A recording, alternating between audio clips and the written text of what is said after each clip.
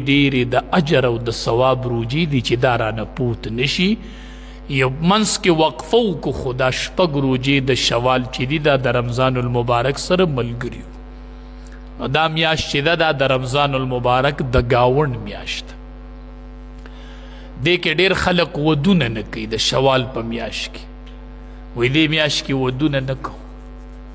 دا د جاهلیت یو رسم دی، بس هغې وخت یو رسم دی چې دې میاشتې ته به یې په دې نظر کتل. نو دا خبره غلطه ده. په دې ځان پوه کوئ چې واده په 12 میاشتو کې په هره میاشت کې او په هره ورځ کولی شي. یوه ورځ هم د واده دپاره سپیره او منحوسه نشته. دا هسې خلکو مونږ جوړې کړي دي. دې میاشت کې ټیک دی او دې کې ټیک نه دی او په دې ورځ ټیک دی او په دې ټیک نه دی. واده نکاح چې ده دا عبادت دی. عبادت په هر ورځ ټیک دی او په هر میاشت کې ټیک دی. نو دا ذهن نه به دا وباسو. ځکه د نبی کریم صلی الله علیه وسلم بیبي سیده عائشه صدیقه طیبه طاهره رضی الله تعالی عنها د هغې نکاح په دې میاشت کې شوې ده. د بیبي عایشې رضی الله تعالی عنها نکاح په دې میاشت کې شوې وه او بیا د واده رخصتي په دې میاشت کې شوې وه. نو څنګه دې میاشت کې نکاح ښه نه ده، واده ټیک نه دی چې د بیبي عایشې رضی الله تعالی عنها نکاح په دې میاشت کې شوې. ټولې بیبیانې د نبی کریم صلی الله علیه وسلم ازواج مطهرات دا د ټولو بیبیانو نه ممتاز دي او دا د مؤمنانو میندې دي. ټولې بیبیانې د نبی علیه السلام، خو خصوصا بیبي عایشه رضی الله تعالی عنها چې وه ډېره د منقبت او د فضیلت قابله وه. ډېر عزت او منقبت د رب العالمین د طرف نه بیبي عایشې رضی الله تعالی عنها ته میلو شوی و. څه بعضې خصوصیات د دې داسې وو چې هغه په نورو بیبیانو کې نه و.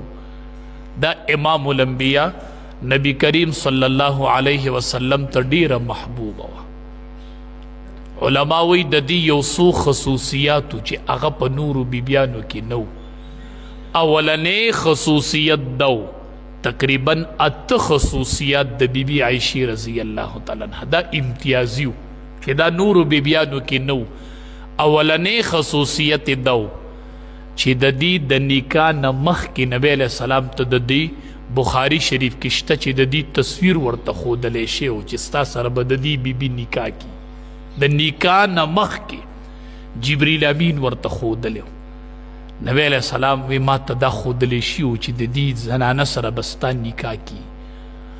نو اولنی خصوصیت دا شو چې د دې د نکاح مشوره نبی علیہ السلام ته رب العالمین ورکړی وه چې دا بیبي به ستا په نکاح کې راځي. د نکاح نه مخکې ورته دا ښودلی شي.